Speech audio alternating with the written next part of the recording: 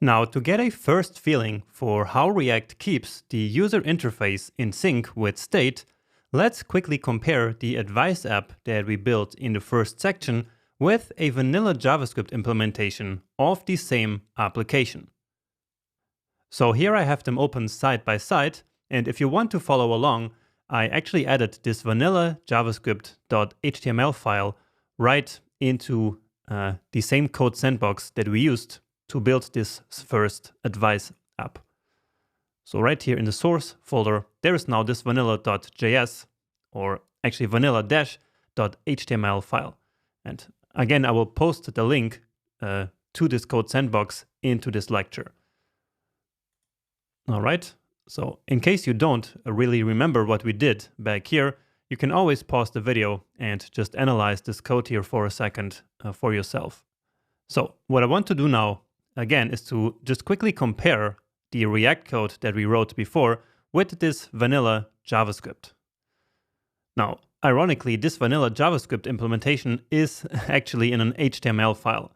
So I placed all the HTML file and then also the JavaScript right into one HTML file just to keep it all in the same place. But already this shows us the very first difference between the two philosophies. So here, everything is basically done in JavaScript. So even the JSX, so basically this kind of HTML here, is written inside of JavaScript. So JavaScript is taking care of everything, while here in the vanilla JavaScript, HTML is still in charge. So we have an HTML file, and that HTML file is then including the JavaScript into it. So it's basically the other way around, right? So right inside this HTML, we still have our same h1 here for the advice. The only difference is that it's empty, while here we include that advice state. Then we have the button and the paragraph for the message. Then inside of the script, so inside of the JavaScript part, we need to, of course, then manually select all of these three DOM elements. So I selected the advice element, the button, and also this one here for the count. And so for that, all of them needed to have this class. While here, well, we don't need any of that. There's no class here in any of these elements. And also we are nowhere manually selecting them, right? So then next we have this getAdvice function, which we will get to in a minute. And then we still basically have two pieces which we can call like state. So we have a count value, which starts at 0, and an advice. And so these are exactly the same as here, these states. Then finally, in the end, we also attach an event listener. So this getAdvice function right here. So we attach that to the button that we selected here manually before. While here in the JSX, we do it using this onClick attribute right here. So right off the bat, you see immediately that we need to do a lot of things manually over here that here happen more automatically. And again, that here it is really the JavaScript that is in charge of everything, while here it is still the HTML. But anyway, let's now get here to the heart of the application, which is really this getAdvice function. So just like here in our React implementation, we start by getting the data, and then we update the service, or actually the advice, and the count values that we defined down here, right? So we're updating the count here and the advice right here. However, simply updating these two values will of course do nothing. So the user interface will not change by us updating these JavaScript values. While here, in this React example, as soon as we update the advice and the count state, automatically React kept the user interface in sync with these two values. And so that's basically the big message that we got from the previous lecture, right?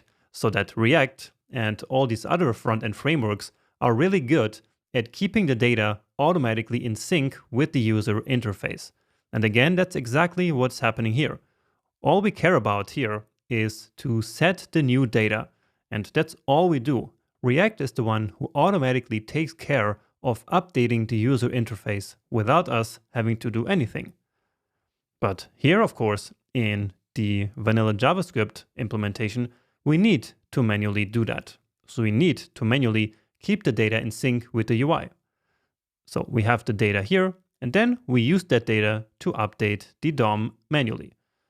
So we come here to our count element and the advice element that we also manually selected previously, and we change their text content property, which is just normal DOM manipulation. So then here we set this one to the count variable and this one to the advice variable. And this really is a fundamental difference and a fundamental shift in how we build front-end applications. Now, you might argue that in this very small example, doing this is not a lot of work, and maybe it might not even be necessary to learn React. And I would agree with you that we would, of course, not need React to build something really small and simple, such as this.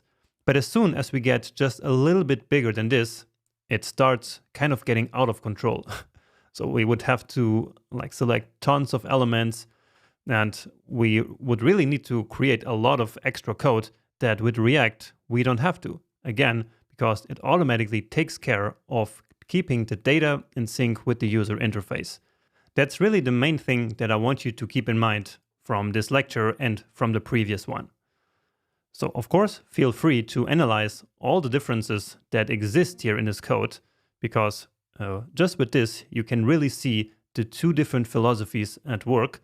I'm not going to go even deeper into this at this point, but it would be pretty interesting if you take a few minutes and really compare what's going on this side here and on the React implementation. And so once you're done doing that, it's now time to finally learn what React actually is in a bit more detail. So hopefully I see you right in the next lecture soon.